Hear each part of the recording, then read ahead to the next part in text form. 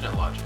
New ideas and efficient tools for a happier, more connected life. My previous coping mechanisms were work really hard and then work out really hard, so I'd be too tired to be stressed out or get angry. And I figured if I just worked really hard and worked out really hard, then all my stress would go away and I would never be mad again. I was much more active with it. I actively just hoped it would go away. I would just do denial and withdrawal, and if some big stressful thing came at me, my first instinct was to back away and do nothing and hope that somebody else would jump in and save me, that maybe my parents would figure it out for me, or one of my friends would know what to do, or someone would tell me what to do. And if they didn't, then I would just be really quiet and hope it went away. And then I'd get really uncomfortable with that, so I'd have to go play some video games so that I wouldn't have to think about it. And then maybe it would go away. And how'd that work? Not so much. I had people go away and opportunities went away, but the problems didn't really go away. They just seemed to get out of my sight and then multiply, or the pressure would increase and they'd build and build and build until there was no escaping it anymore.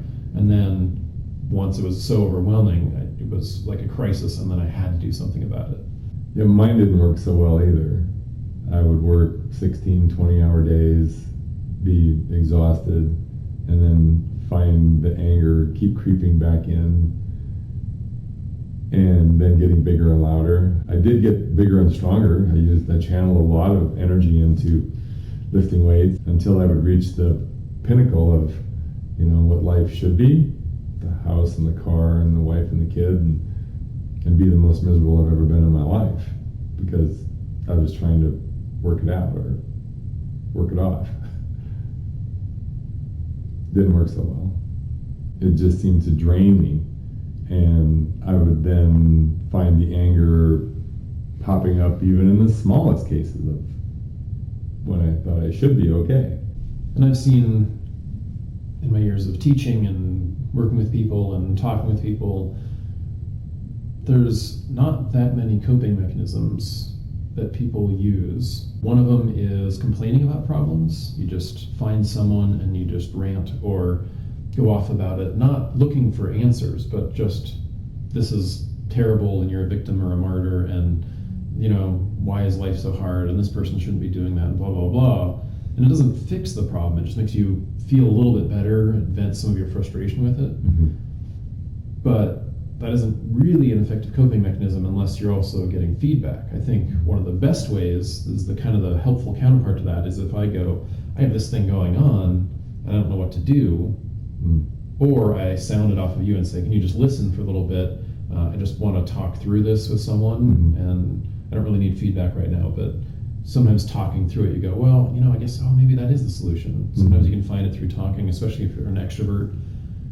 And it's helpful to know if you're partner with someone like that, if you say, can you just listen for a little bit? Because oftentimes the person will want to help, and sometimes they'll be like, well, have you tried? And you're like, well, I haven't even explained it all yet. And then at the end, you can say, after all that, can you give me some feedback? So you can get both parts, you can talk through it, and then they listen. And then at the end, you can say, okay, well, I think I figured some stuff out. What did you hear? And I think that's one of the most effective coping mechanisms for dealing with stress. And hopefully with someone who can give constructive feedback instead of someone that starts up well, yeah, that person shouldn't have been doing that, and that was horrible, and that isn't necessarily helpful if they're not giving specific actionable things or insights.